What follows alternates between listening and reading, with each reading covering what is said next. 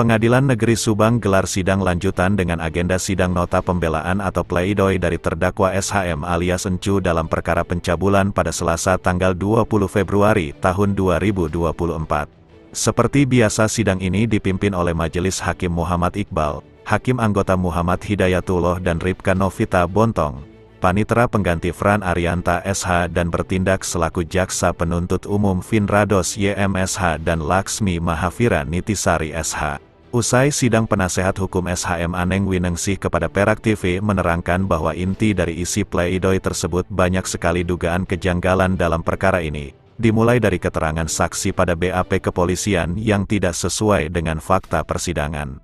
Aneng juga berharap semoga hakim bisa membebaskan kliennya. Ya, pada intinya kami memberikan pembelaan atau pleidoy itu sesuai dengan fakta-fakta yang terungkap di persidangan, baik dari saksi, dari pihak yang dihadirkan oleh jaksa penuntut umum maupun yang dihadirkan oleh kita sendiri. Kemudian pembelaan kami tidak terlepas dari agenda sebelumnya ya. Kami ungkapkan beberapa kejanggalan yang kami peroleh baik dari awal di BAP maupun juga kejanggalan-kejanggalan yang sudah tertuang di persidangan dari keterangan para saksi. Poin-poinnya intinya dari pembelaan kami memohon kepada majelis hakim untuk memberikan putusan bebas karena di situ kami mendapatkan beberapa kejanggalan ya, atau analisa kami itu ada beberapa yang cacat hukum lah, sehingga majelis hakim berwenang untuk membatalkan dakwaan di penuntut umum. Untuk lebih jelasnya mungkin nanti bisa dibacakan atau diterangkan oleh rekan kami. Lanjut Warsat Romamsyah SH kepada Perak menjelaskan bahwa nota pembelaan kami tidak terpisahkan dari eksepsi pada saat sidang sebelumnya. Kejanggalan dalam perkara ini sangat jelas bahwa saksi itu di BAP pihak kepolisian tanggal 20 Juni tahun 2023 setelah 1 bulan pelaporan baru terjadi pencabulan. Terkait yang tadi disampaikan bahwa nota pembelaan kami tidak terpisahkan dari saksi yang sidang sebelumnya. Jadi pada sidang sebelumnya, sebelum agenda ke pembelaan atau pleidoy ini, kita pernah di awal ya melakukan eksepsi ya. Eksepsi di mana itu bantahan kita akan isi dakwaan tersebut. Nah, maka isi dari nota pembelaan ini atau pleidoy ini tidak terpisahkan dari eksepsi sebelumnya. Nah, kemudian yang kedua itu selain berita acara yang kami anggap janggal itu di kepolisian. Ini saya sampaikan bahwa jaksa penuntut tidak cermat dalam menyusun dakwaan yang karena di situ terdapat perbedaan antara tanggal pelaporan dalam berita acara pemeriksaan saksi korban asik. Dan di situ tertuang dengan sangat jelas bahwa saksi korban asik yang diperiksa oleh pihak kepolisian PPA Polres Subang pada hari Selasa tanggal 20 Juni tahun 2023, maka secara logika saksi korban melakukan pelaporan terlebih dahulu. Baru 1 bulan kemudian terjadi peristiwa tersebut. Jadi pelaporan dulu, baru kejadian begitu. Baru kejadian. Itu jarak waktunya juga 1 bulan. 1 bulan. Itu tertuang di dalam BAP. Artinya ini kan dari penyidik itu BAP dari penyidik ya? Iya. Itu jaksa. Ya. Lolos dari jaksa. Ya. Ya itu. Kok bisa loloskan gitu ya? Itu. Jadi dakwaan menurut analisa kami jaksa penuntut umum itu tidak cermat ya dalam menyusun dakwaannya, karena dakwaan itu berasal dari BAP ya. BAP sebagai dasar dibuatnya sebuah surat dakwaan. Makanya apabila dianggap ada sesuatu yang janggal dalam BAP atau yang tidak sah, maka sudah sepatutnya lah majelis hakim memberikan putusan atau bisa membatalkan surat dakwaan tersebut.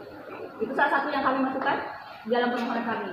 Dan selanjutnya ada beberapa lagi poin-poinnya yang pada intinya sih sama aja, kejanggalan-kejanggalan yang terungkap di persidangan, baik dari keterangan si saksi korban sendiri yang mengatakan bahwa dalam BAP terurai dengan jelas sekian kali dia dicabuli, tapi pada saat di persidangan ternyata dicabuli 1 kali katanya, dan itu kan versinya si saksi korban karena tidak dihukum, tidak disumpah ya. Jadi itu menjadi keterangannya saja. Kemudian mungkin dari visum sendiri kan sangat kita kasih garis bawahi, karena apa? Karena visum tersebut tidak menerangkan visum itu benda timbul mendapatkan ada luka robek ya dalam kemaluan itu, tapi tidak dijelaskan luka robek itu disebabkan oleh apa, benda tumpulnya itu seperti apa, apakah mungkin apakah ada benda tumpul seperti jari, atau mungkin kelamin laki-laki, atau mungkin tidak kemungkinan ketika saksi korban terjatuh dan membentur anak tangga itu yang menyebabkan stroke. Dan dalam visum juga tidak tertulis secara jelas apakah luka yang diperoleh oleh saksi korban itu apakah luka baru atau luka lama. Karena kekecewaan kami khususnya sebagai penasihat hukum dari terdakwa saat itu sudah melakukan permohonan kepada dokter ahli yang memeriksa 2 kali untuk berkenan hadir di ruang sidang, tapi ternyata tidak bisa. Dan itu kekecewaan bagi kami karena sebenarnya itu kunci dari semua kebenaran dalam perkara ini. Termasuk perbalisan penyidik juga ya? Seharusnya ketika ada ketidaksesuaian antara keterangan saksi korban dan juga keterangan di persidangan dengan di BAP, seharusnya baik dari jaksa penuntut umum maupun majelis hakim bisa menghadirkan saksi perbalisan dari pihak kepolisian. Tapi itu tidak terrealisasi ya, karena mungkin terbatas waktu dan lain hal. Jadi kami kecewa di situ juga.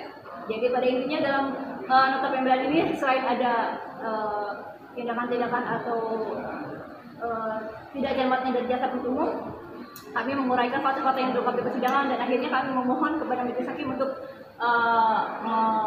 memberikan putusan kepada klien kami itu dengan putusan bebas. Karena seperti yang kita ketahui ya, ada sebuah adigium yang mengatakan bahwa lebih baik melepaskan 1000 orang penjahat daripada menjadi. Jadi harapan saya majelis hakim bisa memberikan putusan kepada klien kasus sendiri itu sesuai dengan apa yang kita sampaikan. Artinya dengan isi pledoi seperti itu, penasihat hukum merasa yakin bahwa penasihat hukum itu bebas.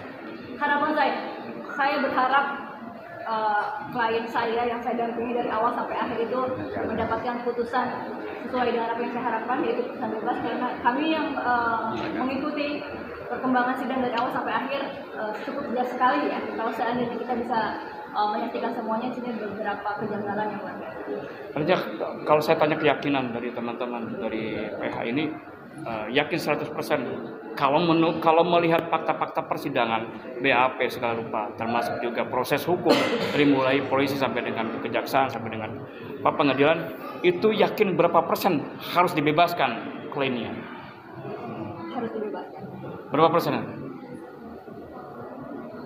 100%?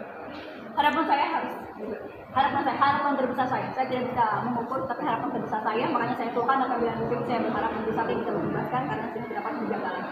Doa saya dan doa kita semua, mudah-mudahan apa yang kita harapkan menjadi satu tujuan bersama dan juga menjadi keputusan oleh majelis hakim sendiri. Ataupun apabila majelis hakim punya keyakinan lain, ya mohon diberikan putusan yang seadil. Dari Subang, Jawa Barat, Galang Perak TV melaporkan.